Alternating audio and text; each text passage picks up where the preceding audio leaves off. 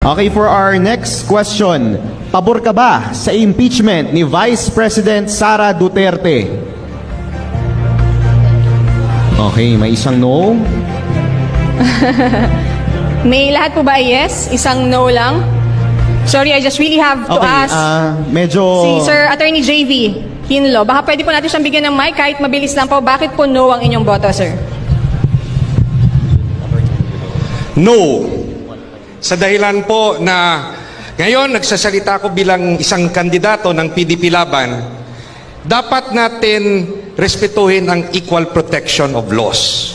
Bakit aatakihin lang si VP Sara at hindi natin pag-aralan at suriin ang confidential fund ng Pangulong Marcos at ng mga departamento na under kay Pangulong Marcos?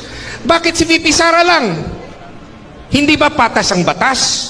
Kayo po na nagsasabing corrupt si VP Sara, ba't hindi nyo inaatake ang ibang departamento at si Pangulong Marcos?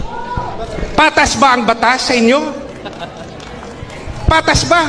Dapat lahat, kung atakihin yung isang tao, pantay-pantay, lahat atakihin nyo. Bakit tahimik kayo? Salamat Thank you po. so much po, Okay, sir. gusto ba natin gawing exciting ito?